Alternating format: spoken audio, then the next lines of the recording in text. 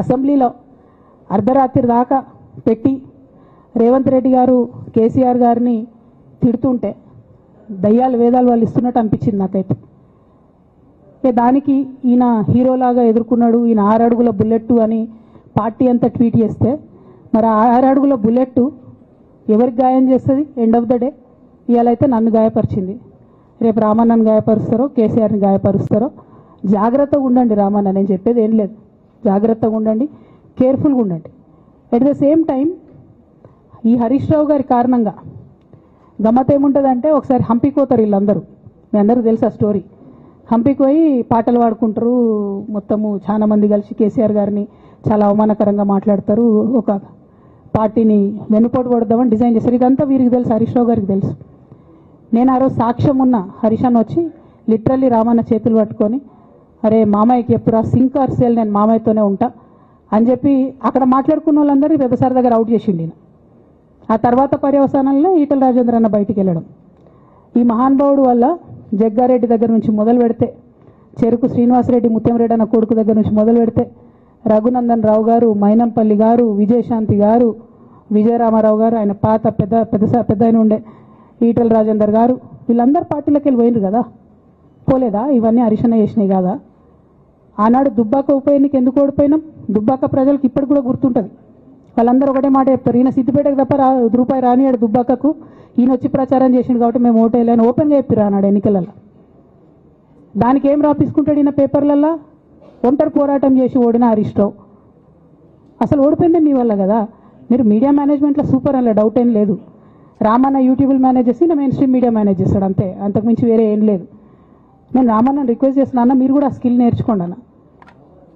అట్లనే ఈటల రాజేందర్ గారు ఉప ఎన్నిక దగ్గరుండి హరీష్ అన్న గెలిపిలేదా అండి ఈటల రాజేందర్ని? ఆనాడు పీసీసీ అధ్యక్షుడిగా ఉండి రేవంత్ రెడ్డి గారు ఏమంటారు, కాంగ్రెస్ పార్టీ ఓడిపోతుంది ఇడా అని చెప్తాడు. ఆయన ముందే డిక్లేర్ చేసిండు, ముందే చేతులు ఎత్తేసిండు. హరీష్ అన్న ఆడ పోయి కూర్చొని మరి ఈటల రాజేందర్ అన్నని గెలిపించొచ్చాడు. ఈ బంధం రేవంత్ రెడ్డి గారిది హరీష్ రావు గారిది అప్పటి నుంచి కొనసాగుతుంది, కొత్త బంధం ఏం కాదు ఇది. నేను కేసీఆర్ గారిని పెద్దల్ని రిక్వెస్ట్ చేసేది ఒకటే, ఈయన చేస్తున్న నక్క జిత్తుల్ని దయచేసి గమనించండి. ఇవాళ నేను బయట పోతా కావచ్చు, నాదేముంది, ఉద్యమంలోకి వెళ్ళి వచ్చినా వాళ్ళ ఉద్యమంలోకే పోతా, నాకు భయం ఏముంటుంది, నాకు ఎన్నడూ పదవుల మీద ఆశ లేదు.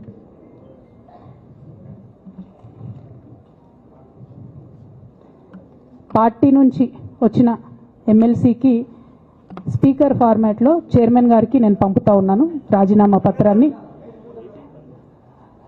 అట్లానే బీఆర్ఎస్ పార్టీ ప్రాథమిక సభ్యత్వానికి కూడా గౌరవ పెద్దలు కేసీఆర్ గారికి రాజీనామాను పంపుతా ఉన్నాను.